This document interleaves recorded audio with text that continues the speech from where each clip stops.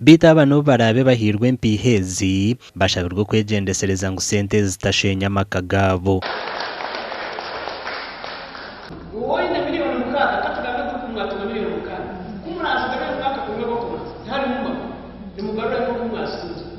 mwashetegereza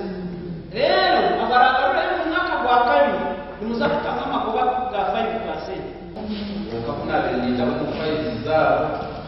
groups 24 nizo zararega kandi sente tukakira miliyoni 14 kandi twarashobora munana niyo cheki n'ingingo wa president Kagame cheki abakamwe district abebembezi barukaye sentezi behanangerize abazihirwe okuzikozesa je okweyihombworo mu makagabo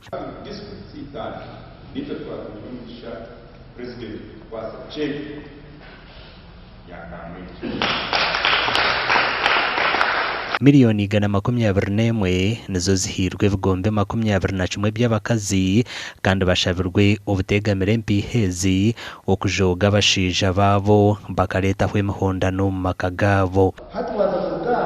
njaka kumaza na kibina bakuchimito kwata umwaza kurembuzi nari watwara kakiku wakatahansha wanora ko notambura no cyangwa muti cyumunota ari kugera twereka abatanzi wazi waiko ukana n'ingambo no wesebo byanye mutwera kugikiriza ngamba gamba cyushaka n'una cyumu twonga shaka bana gamba cyukonga akwese dukire mama shisha bati mu yona bakaje tubona tabarashobora samana tabago tarakugura munyu tarakujweka mukazi tarakurakuza mukazi n'umwana barwabo n'umushinja n'ibindi bamwe omu bakazi basimire government ahabwe entebekanisegi egenderire kubingo bworo mu bantu batunga miliyoni mukaka itwe nk'abacara barwe bikwato 3A twina masikongo ko twatunga 0 senti turaze kuzikosa mbulinganiza tukatekateka kuja ngo tugure obunumi burahinga tandike tushubure twetungure okwenda kugira ngo itwe nk'abacara tubase kweyumutyaho mu makagitu